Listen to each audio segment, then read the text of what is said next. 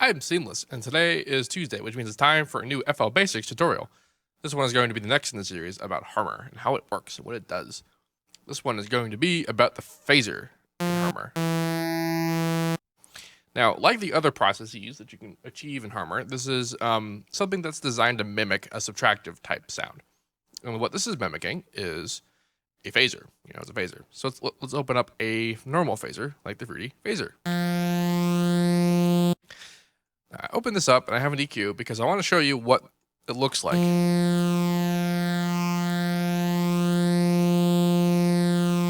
can kind of see little like striations and stuff appear in the frequency spectrum as a result of what the phasor is doing. And what does the phasor do?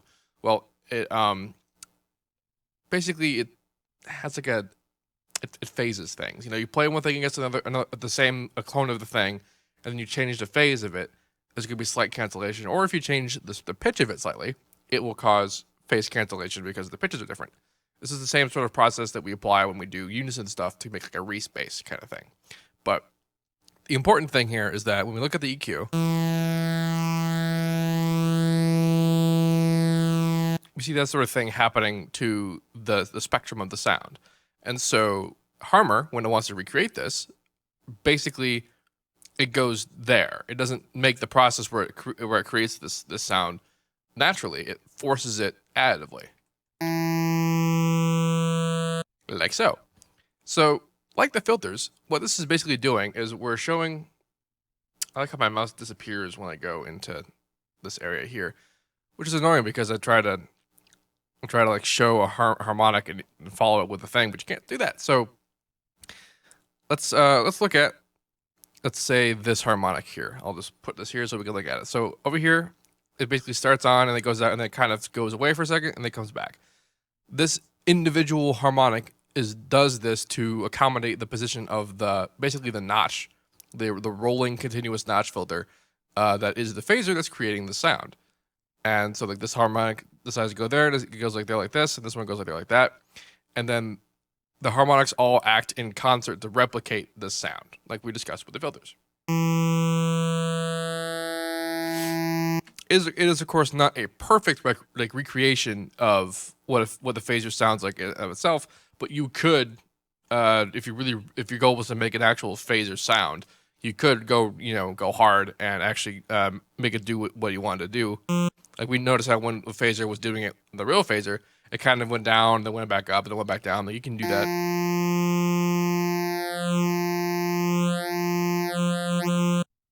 And this is actually a pretty important distinction, is that unlike a real phasor, we have more or less total control over what the filter is doing. The rolling continuous filter is doing in the phasor. And lots of cool things can happen as a result.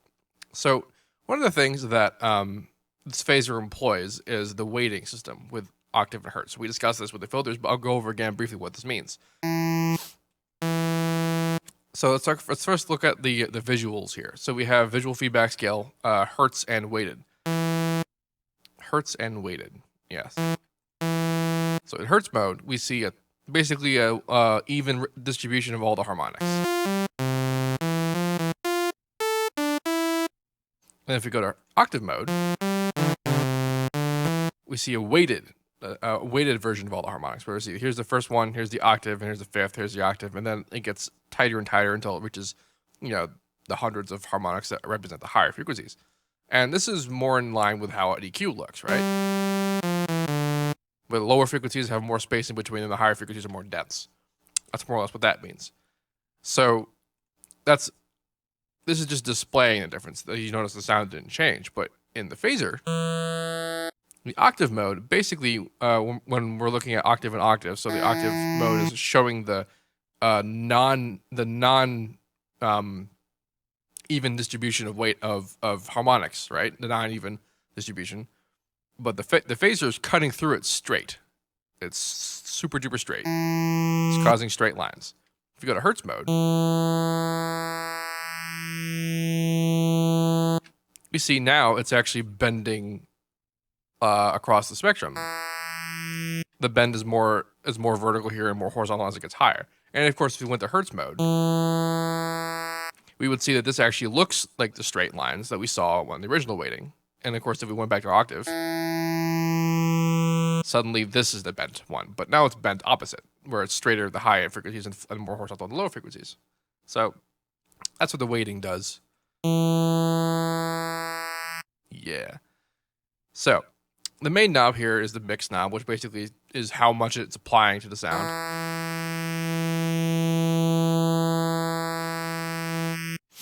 The next knob is the width knob, which is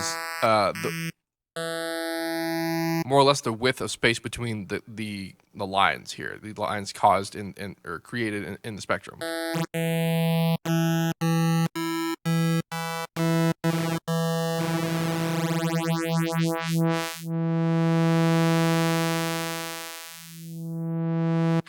Yeah. I want to point out that you can control this knob. You can automate it. You can also go to the articulator and control it with modifiers within Harmor. So you can control the width knob, which is kind of neat. The next one is the offset knob. So if we had the width at center and the speed not going anywhere,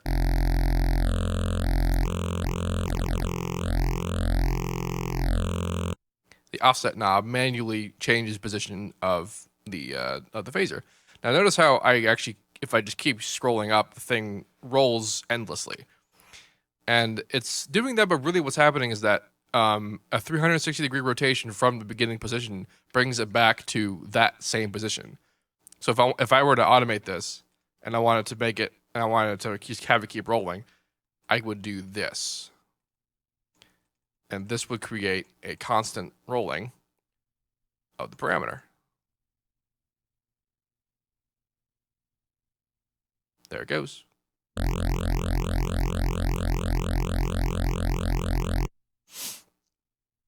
So that's kind of interesting. Then of course we have speed, which determines how fast the rolling of it is.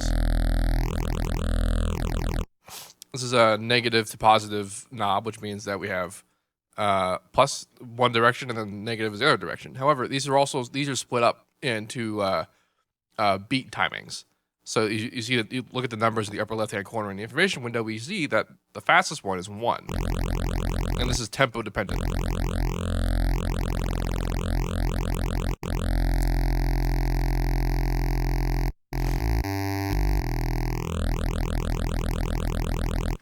Yeah.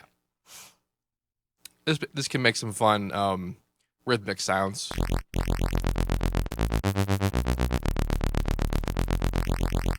Which is nice.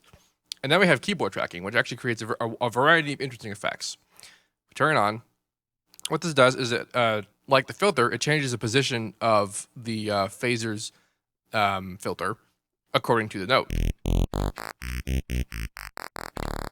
And we can see that very clearly affected here, versus if this was off. It just does what it wants.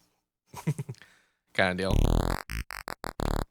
But as a result of this has some very interesting ramifications. Because it's following the note, if we wanted to, say, slide note something, the phaser will stick to the slide. It will stick to the pitch slide that you do. And this will change the speed, the apparent speed of the phaser if it's going up or down. So let's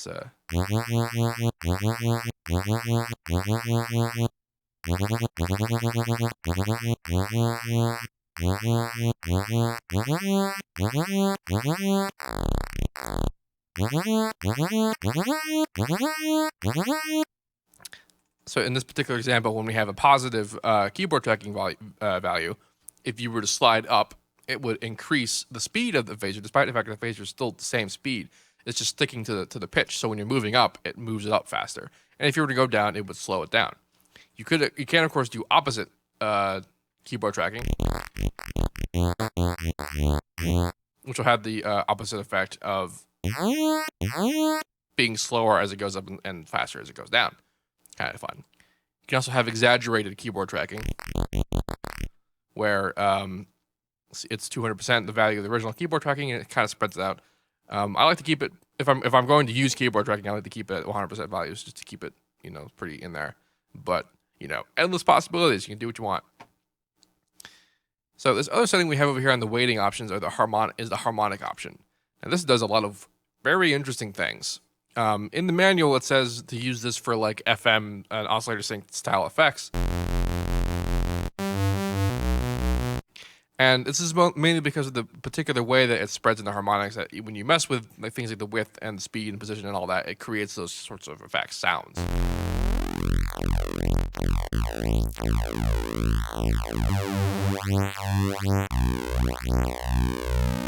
So you can see how you get something that sounds like oscillators sing from that. And that's a lot of interestingness. But another funky thing that I really don't know why it does this, but it does. Actually, I know exactly why it does this. Damn. So when you have keyboard tracking engaged, this is great. I actually just figured this out. This is pretty sweet. When you have keyboard tracking engaged, we talked about how it follows the pitch change. So like if you slide up and down, it'll follow.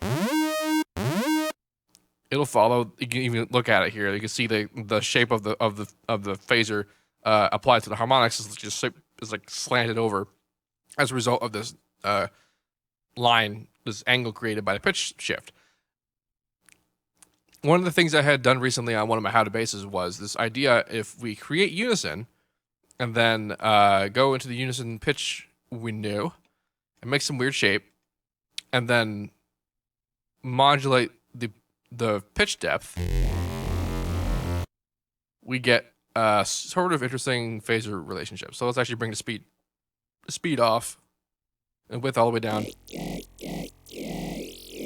And we get that. And why the hell is that happening? Well, yeah, as we talked about in the previous video for Harmor, the unison is able to procedurally change the pitch of individual harmonics based on the shape that we're creating in the harmonic unison pitch window.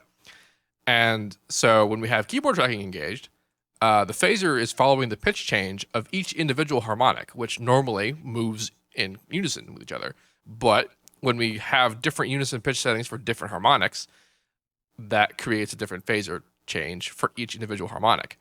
I just figured that out. I just right now figured that out. And that's really cool. That's actually incredibly awesome. So that's why that happens. Yeah. Neat. So as well as being like the filters, I'm actually going to go to a new default here. Yeah. Like the filters, we can have custom shapes for phasor. So in there you have your drop down, a bunch of different options.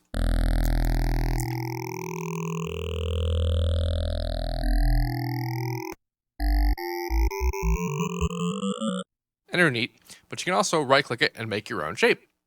And this sort of works. If you look at this here, we can sort of see what the shape is. So up here, this is all the way on and this is all the way off. So in the middle of these emptinesses here, these voids, in the center, we can consider this to be the peak. So if I were to do something like this, let's actually just straighten you guys out. Not even centered. There we go. We can see this as the center of the shape. Now, knowing where the center is pretty important, because if we change the width,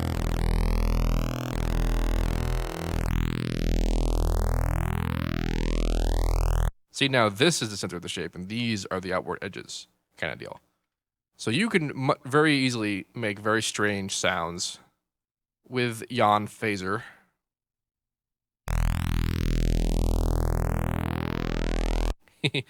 And these sort of super sharp.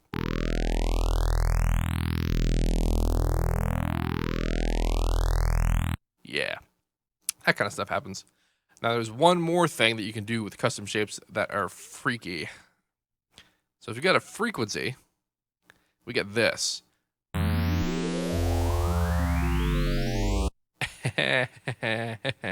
So what is this doing? Well, the phasor applies the shape information to the amplitude of a harmonic, right? So that shape happened and then it turned it on and off based on the shape's position and the movement of the phasor. What a frequency does is it does the same thing, only it applies the shape information to the pitch of each individual harmonic as it passes through them. And so that's why we're getting this kind of awesome looking shape.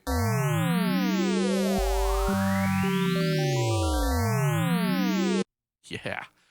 The mix knob here basically is the amount for this particular process. So if I'm in the center or less,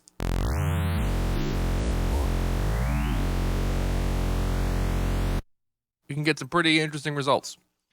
And I've used this in the past for things like you can make a very slight detune and add additional detuning to things like super saws and stuff like that, just to add more character to stuff. But lots of just super duper possibilities for that kind of thing.